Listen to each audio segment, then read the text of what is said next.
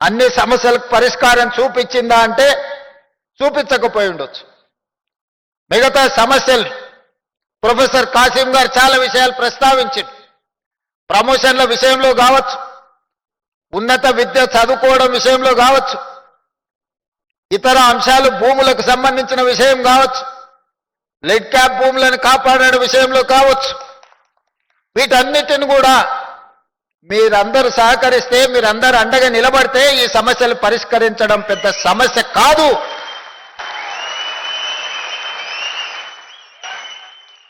ముందుకు నేను వెళ్ళి సమస్యను పరిష్కరించడానికి ప్రయత్నం చేస్తున్నప్పుడు వెనక నుండి జరిగే దాడిని మీరు అడ్డుకోగలిగితే ఈ సమస్యకు పరిష్కారం దొరుకుతుంది. మీ అందరికి ఉన్నట్టే నాకు 2 చేతులు 2 కళ్ళు మాత్రమే ఉన్నాయి. పని చేసే ముందుకే చూస్తాను, ముందుండే పనుల్ని చేస్తాను. కానీ వెనక నుంచి జరిగే దాడిని నేను చూసుకోలేను. కాబట్టి మీ జాతి అండగా నిలబడితే ఈ సమస్యకు పరిష్కారం దొరుకుతుంది.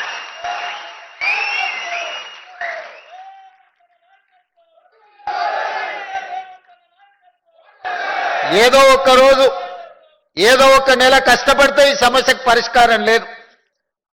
నిరంతరం అప్రమత్తంగా ఉండి మన సమస్యల్ని మనం అర్థం చేసుకొని ముందుకు వెళ్ళాలి. అదేవిధంగా మిత్రులారా, మీరందరు ప్రభుత్వ ఉద్యోగులు. ఈ ప్రభుత్వానికి కళ్ళైనా చెవులైనా బ్రాండ్ అంబాసిడర్లైనా నా ప్రభుత్వ ఉద్యోగులే. నేను పదే చెప్తా ఉన్నా. మొన్న జరిగిన మంత్రివర్గంలో మేమందరం కలిసి ఒక నిర్ణయం తీసుకున్నాం. ప్రజాపాలన ప్రగతి ప్రణాళిక కార్యక్రమం 99 రోజుల కార్యాచరణ కార్యక్రమాన్ని తీసుకున్నాం. ప్రభుత్వం వచ్చిన తర్వాత రేషన్ కార్డులు ఇచ్చినాం, సన్నబియ్యం ఇచ్చినాం, ఇందిరమ్మ ఇండ్లు ఇచ్చినాం, 200 యూనిట్లు ఉచిత కరెంట్ ఇచ్చినాం, ఆడబిడ్డలకు బస్సులో ఉచిత ప్రయాణం ఇచ్చినాం, రైతు రుణమాఫీ చేసినాం, రైతు భరోసా అమలు చేసినాం. అందరికి వచ్చిందా రాలేదా అంటే నాకు తెలీదు. మీరిచ్చిన సమాచారమే నాకున్న సమాచారం. ఇవాళ మీ అందరికీ నా విజ్ఞప్తి ఒకటే, ఏ పేదవాడి కూడా నాకు రేషన్ కార్డు లేదు అని బాధపడొద్దు. ప్రతి పేదవాడికి, చివరి పేదవాడి వరకు రేషన్ కార్డు అందాలి అంటే మీరు కష్టపడి వాళ్ళకి అందించాలి. నేను ఎందుకు ఈ మాట చెప్తున్నా అంటే, రేషన్ కార్డు వస్తే రేషన్ బియ్యం వస్తాయి, రేషన్ బియ్యం వస్తే రేషన్ కార్డు వస్తే ఇందిరమ్మ ఇల్లు వస్తుంది, రేషన్ కార్డు వస్తే ఇంటికి ఉచిత కరెంట్ వస్తుంది. ఇవాళ రేషన్ కార్డు కోసమైనా, సన్న బియ్యం కోసమైనా, ఇందిరమ్మ ఇల్లు కోసమైనా, 200 యూనిట్లు ఉచిత కరెంటు కోసమైనా ఎవరు ఎదురు చూస్తున్నారయ్యా అంటే అత్యధికంగా మీ జాతి బిడ్డలే ఎదురు చూస్తున్నారు. వాళ్ళకో వీళ్ళకో ఇతర ఆధారం ఉంది. ఏ ఆధారం లేని జాతి ఈరోజు ఇంకా సమాజంలో అత్యంత వెనుకబాటుతనాన్ని అనుభవిస్తున్నది మీ జాతి. మీరు బాధ్యతతో వ్యవహరిస్తే వాళ్లకు న్యాయం జరుగుతుంది. మీరు 99 రోజులు ఒక దీక్షలాగా చేస్తే మీ జాతికి ప్రత్యక్షంగా పరోక్షంగా మీరు మేలు చేసిన వాళ్ళు అవుతారు. అందుకే ఈ ప్రగతి ప్రణాళికలో ఏ ఒక్క రోజు కూడా నిర్లక్ష్యంగా ఉండకండి. మీ ఒక్కరోజు నిర్లక్ష్యం ఒక 10 దళిత కుటుంబాలకు న్యాయం జరగకపోవచ్చు. అందుకే ఈనాడు ఈ ప్రణాళిక తెచ్చింది. ఈ ప్రభుత్వం ముందుకు వెళ్తున్నది ఈ జాతికి మేలు చెయ్యడానికే. ముఖ్యంగా దళితులకు, గిరిజనులకు, ఆదివాసీలకు, వెనుకబడిన బలహీన వర్గాల కోసం సంక్షేమాన్ని, అభివృద్ధి ఫలాలను అందించాలని ఈనాడు మా ప్రభుత్వము చిత్తశుద్ధితో ప్రయత్నం చేస్తుంది. ఆర్థిక సమస్యలు ఉన్నాయి. రిటైర్మెంట్ ఉద్యోగస్తుల బెనిఫిట్స్ ఇవ్వడానికి కూడా ఖజానా ఖాళీగా ఉంది. ప్రతి నెల 1000 మంది ఉద్యోగులు ఈరోజు యావరేజ్గా రిటైర్ అవుతున్నారు. ఒక ప్రభుత్వ ఉద్యోగి రిటైర్ అవుతున్నాడంటే రిటైర్మెంట్ బెనిఫిట్స్ 1 కోటి రూపాయలు దాదాపుగా చెల్లించాల్సిన పరిస్థితి. ఒక నెలలో 1000 మంది రిటైర్ అవుతే నెలకు 1000 కోట్లు రిటైర్డ్ ఉద్యోగస్తులకు రిటైర్మెంట్ బెనిఫిట్స్ ఇవ్వాల్సిన ఆర్థిక భారము ఉన్నా ఏదో ఒక రకంగా సమన్వయం చేసుకొని ఈ ప్రభుత్వాన్ని ముందుకు నడిపిస్తున్నాం.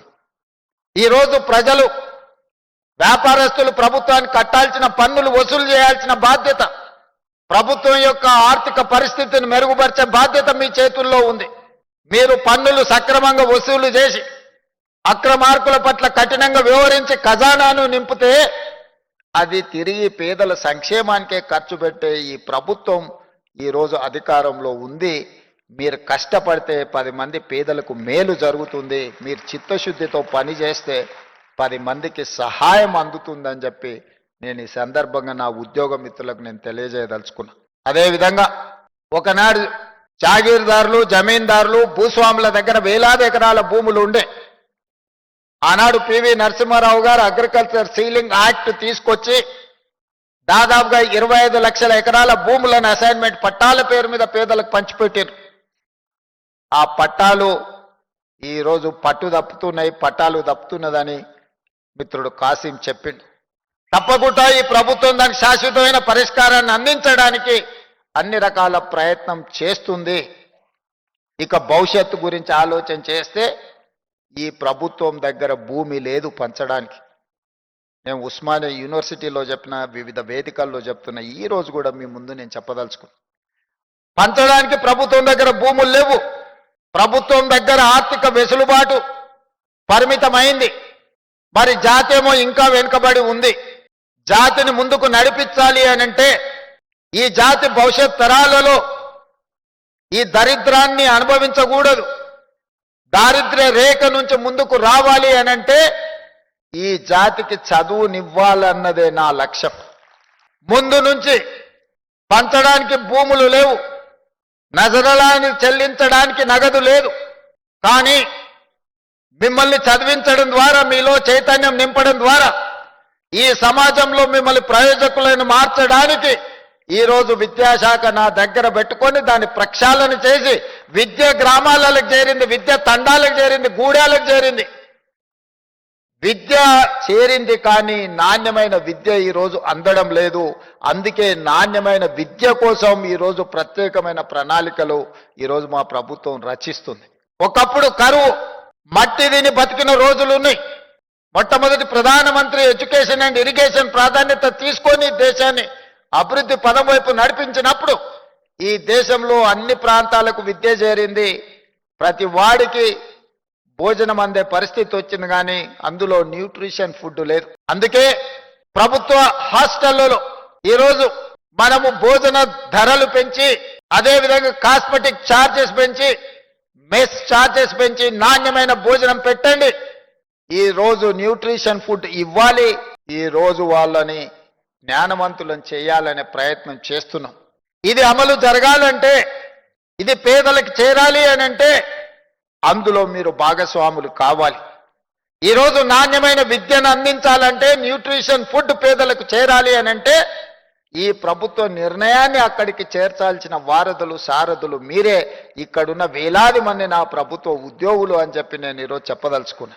ఇవాళ విద్య ఒక్కటే మీ జీవితంలో మార్పు తెస్తుంది. ఇవాళ మీరందరూ ఇక్కడ ఆర్డీఓలు ఉండొచ్చు, డిఎస్పీలు ఉండొచ్చు, ఎంఆర్ఓలు ఉండొచ్చు, లేకపోతే ఇతర ఉన్నతాధికారులు ఉండొచ్చు, విఆర్ఓలు ఉండొచ్చు. ఇంతకుముందు తహసీల్దార్ గారు మాట్లాడారు. ఈ రోజు ఈ వేదిక మీద ఇక్కడ కూర్చొని ఇక్కడ మాట్లాడి ఇక్కడ గొప్పగా మీరు రాణిస్తున్నారంటే మీరు చదువుకున్నారు కాబట్టే ఇది సాధించగలిగినరు. ఈ ఒక్క చిన్న మర్మాన్ని గుర్తించాలి. మనకు అవకాశం వచ్చినప్పుడు మనం 10 మందికి చేయూత అందించాలి. మీకు మాకు పొత్తుంది, వ్యవసాయం పొత్తు, కానీ లక్షణాలు కూడా కొంచెం దగ్గర పోలిక ఉంది.